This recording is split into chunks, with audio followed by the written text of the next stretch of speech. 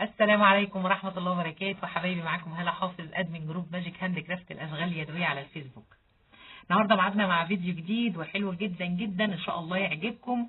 انتوا كنتوا طلبتوه مني كتير قوي ان هو نعمل اكسسوارات بالكروشيه، فان شاء الله النهارده هعمل لكم خاتم لطيف جدا بمقاسين، عشان حسب الايد الكبيره تعمل بمقاس والايد الصغيره تعمل بمقاس زي ما هنشوف دلوقتي.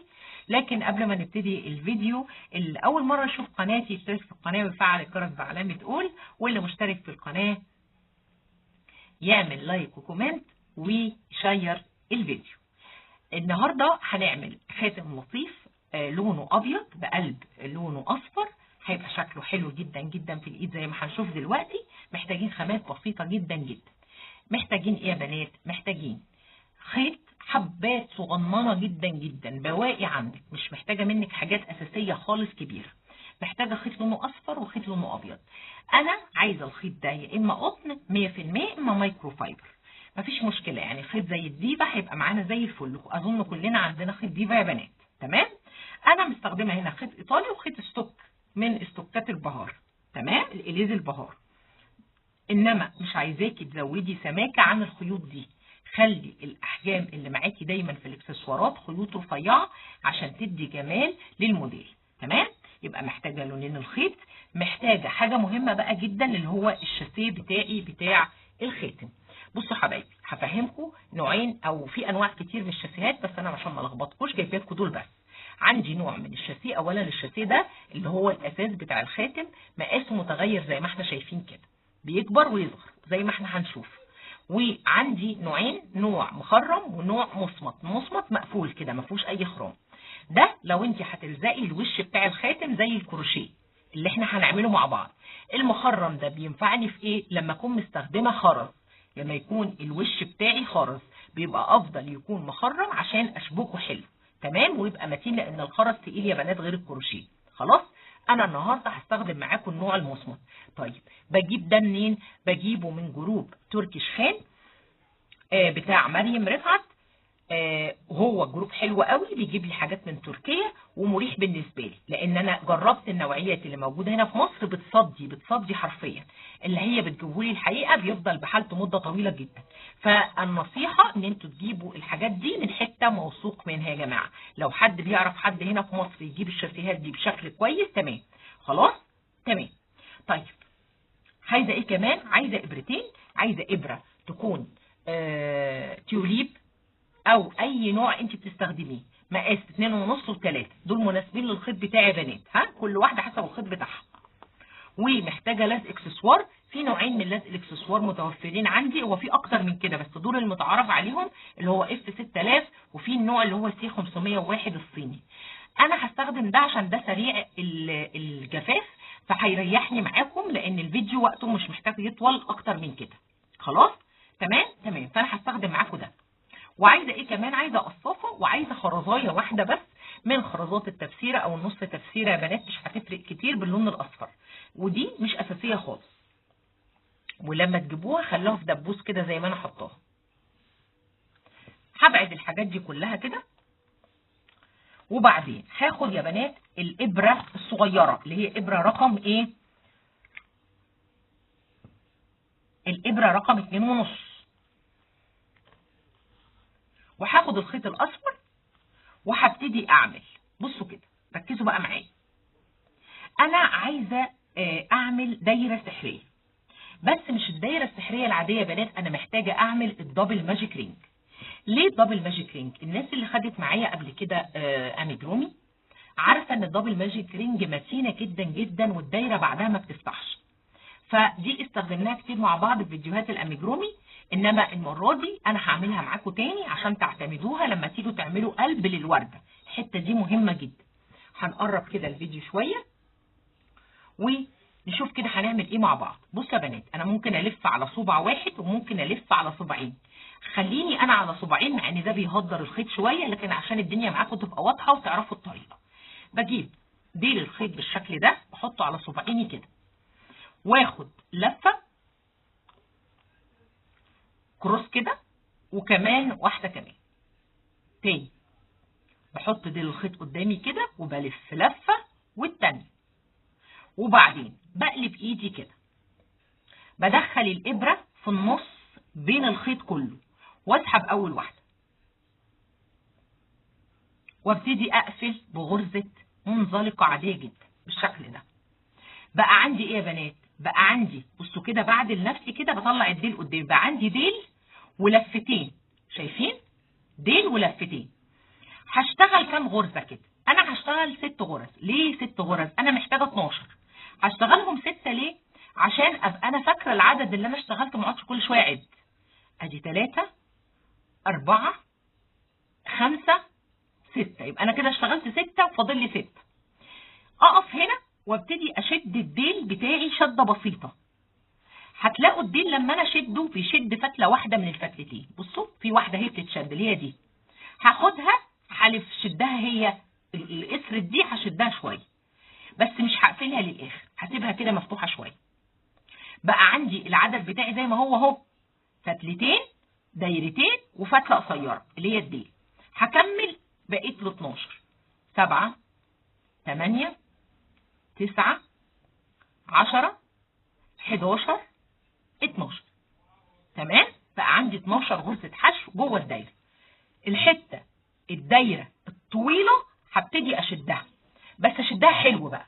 بصوا هشد، بصوا الدايره مفتوحه ازاي، لما اشد قوي بصوا بتتقفل ازاي، بتتزم مني خالص.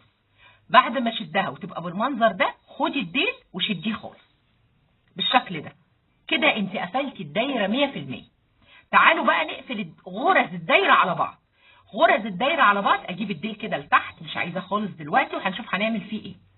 هقفل بغرزه منزلقه في اول غرزه انا عملتها، هخش كده تحتها واسحب منزلقه كده، اتقفلت عندي الدايره ب 12 غرزه حشو. هاخد كمان لوب وهقص، بسيب ديل صغير كده واشد. خلاص؟ طيب الديل بتاعي بتاع الدايره السحريه هقلب وهقصه، انا بقى مش عايزاه خالص. تمام؟ وما تخافيش وانت بتقصي، الديل هنا بيبقى متين جدا بطريقه الدبل ماجيك رينج. ابقى انا كده عملت ايه يا بنات؟ انا عملت دبل ماجيك رينج فيها 12 غرزه حشو. خلاص؟ تمام. هسيب بقى الخيط الاصفر، هاخد الخيط اللي لونه ابيض، هفك شويه خيط كده بحيث يبقى مسهل لي الشغل شويه. هسيب الابره الصغيره بتاعتي وهاخد الابره الاكبر اللي هي ابره رقم 3، وهبتدي اعمل ايه؟ بصوا يا بنات، عايزاكم بقى تركزوا معايا في الحته دي قوي. انا لما بقفل بالطريقه دي، الخيط هتلاقوه هو لوحده مايل ناحيه اليمين زي الشكل كده. تمام؟ تمام كده اهو. انا هاخده معايا ناحيه اليمين، وهختار اي غرزه وهنزل فيها تحت الاتنين لوب بتوعها، والخيط معايا كده بالشكل ده، الخيط الاصفر معايا كده. هبتدي بالخيط الابيض اعمل غرزه بدايه، واسحب اللوب بتاعتي، ما انساش الخيط الاصفر. هسحب الخيط بتاعي كده اللوب بتاعي وهقفل بغرزه بالشكل ده. الغرزه دي يا جماعه مش معدوده، ما تعديهاش. يبقى الخيط الاصفر جاي ناحيه اليمين، الخيط الابيض هخليه معايا ناحيه الشمال بالشكل ده. خلاص؟ الطريقه دي يا جماعه طريقه تنظيف مهمه جدا، لان احنا الوحده الجميله اللي هنعملها النهارده هنحتاجها في الفيديو الجاي في مشروع مختلف ورائع. تمام؟ عايزاكم تركزوا معايا كويس قوي. خلاص؟ هبتدي اخد 2 سلسله، وهاخد لفتين على الابره، هنزل في الغرزه اللي وراها على طول، هعمل عمود بلفتين. ادي اول عمود، وكمان عمود بلفتين في نفس الغرزه اللي هي غرزه رقم 2، وبعدين هاخد 2 سلسله وهنزل في الغرزه رقم 3 بغرزه حشو بالشكل ده. يبقى انا عملت ايه يا بنات هنا؟ عملت 2 سلسله، عملت عمود بلفتين مرتين ورا بعض في الغرزه اللي وراها، وبعدين 2 سلسله وقفلت بحشو في الثالثه. خلاص؟ كمان مره 2 سلسله، لفتين على الابره، في الغرزه اللي وراها هعمل 2 عمود ورا بعض. عمود بايه؟ بلفتين، ما تنسيش. خلاص؟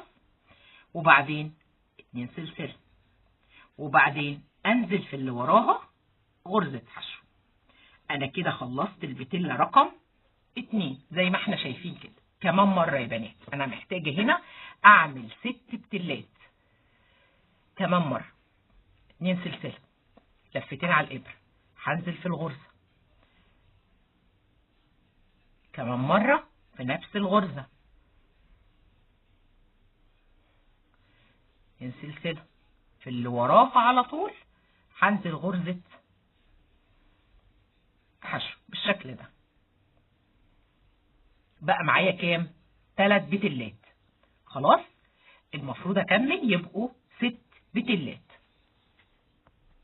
دلوقتي يا بنات انا هقص الديل اللي لونه ابيض، مش لازمني خالص عشان ما يلخبطنيش. تمام؟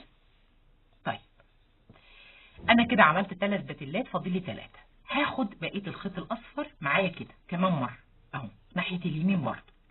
هبتدي اشتغل 2 سلسله، لفتين على الابره، وبعدين انزل في اللي وراها. انا معايا الخيط الاصفر بس انا قصيت خلاص الابيض. كمان مره اهو، وبعدين 2 سلسله، وبعدين انزل في اللي وراها. ادي كده عملت البتلة رقم كام يا بنات؟ 4. كمان مرة في اللي وراها، ادي عمود بلفتين، عمود تاني مرة بلفتين. سهل جدا جدا الموديل. وبعدين 2 سلسلة وانزل. هتلاقوا فاضلك بتلة واحدة المفروض تعمليها. 2 سلسلة، عمود بلفتين، ادي 1، ادي 2 سلسلة، 1 2، وبعدين هنزل بمنزلقة في اول غرزة انا اشتغلتها بالشكل ده. هطلع بغرزة منزلقة، وبعدين غرزة بتلة. عندي 6 بتلات بالشكل ده. اعدل كده البتلات بايدي كويس قوي. خلاص ابتدي اشطب الفتلة الاخيرة دي في الظهر بتاعي بتاع الشغل، وبعدين هقص الديل بتاع الخيط الابيض، وبعدين هقص الديل بتاع الخيط الاصفر بالشكل ده. هيديني الشكل بتاع الوردة كده من قدام اهي. هجيب الشاسيه بتاعي واجيب اللزق، وبمنتهى البساطة يا بنات هعمل ايه؟ هجيب شوية من اللزق كده واروح حاطة الخاتم في مكانه كده واضغط. بصوا انا كل اللي بعمله بضغط بس بالشكل ده كده. تمام؟ طيب بعد هو بيلزق بسرعة جدا النوع ده يا بنات، مش بياخد وقت طويل. خلاص هجيب نقطة صغننة هنا كده واروح على طول حاطة بنفس الدبوس، حاطة الخرزة بتاعتي كده واضغط عليها عشان بس تدي شكل في نص الوردة بالشكل ده. بصوا شكلها حلو جدا جدا. بصوا كده هوسع بقى الجزئية دي اللي قلت لكم بتوسعيها زي المقاس اللي انت عايزة تلبسيه، وهوري لكم شكله تحفة جدا جدا جدا بالشكل ده. بصوا شكله حلو قوي، لطيف جدا جدا في اللبس. خلاص طيب لو حجم ايدك اصغر من ايدي وعايزه تعملي الورده بشكل اصغر اعمل ايه؟ تعالوا نشوف هنعمل ايه. اقفل الاول بس على اللزق واقول لكم هنعمل ايه. هتعملي دايره تاني من الدايره الصفراء، وهتجيبي الابره الكبير وهنعمل بشكل مختلف بسيط جدا جدا. هتبقى في اختلافات صغننه قوي قوي في الموضوع ده. بصوا كده يلا بينا. هبتدي بنفس الطريقه بالظبط بالشكل ده، وهقفل على الشغل. هعمل 2 سلسله. مش احنا هنا بقى كنا تاني غرزه بنعمل عمود بلفتين؟ لا، هنعمل عمود بلفه واحده عشان اصغر حجم البتل. عمود والتاني، وبعدين 2 سلسله، وانزل في الثالثه عادي الحشو. انا ما غيرتش حاجه يا بنات غير ارتفاع العمود بس، هو ده اللي انا غيرته. كمان مره هقرب لكم تاني. بعمل ايه؟ بعمل ارتفاع 2 سلسله، عمود بلفه واحده، وانزل في اللي وراه. في نفس الغرزه هعمل عمود كمان، يبقى انا غيرت بس ارتفاع الغرز. 2 سلسله وهنزل في الثالثه بغرزه حشو. كمان مره.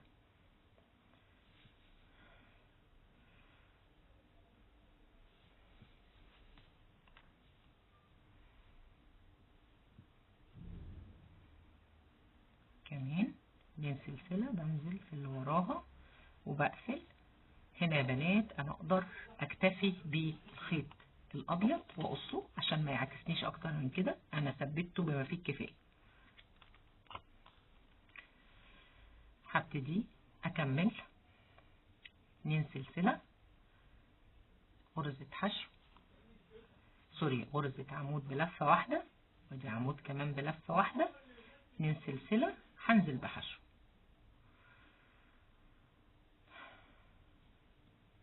كمان مره 2 سلسله، اخد بقى معايا الخيط الاصفر تاني، عمود بلفه، كمان عمود بلفه،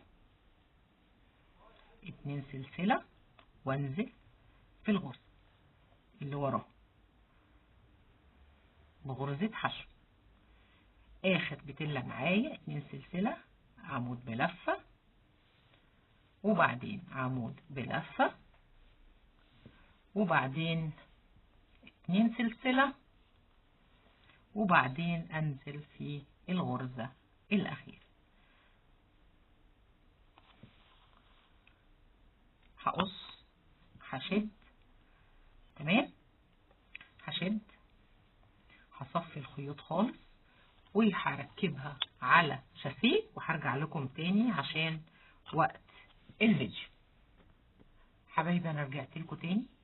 ده الخاتم المقاس الاصغر اهو،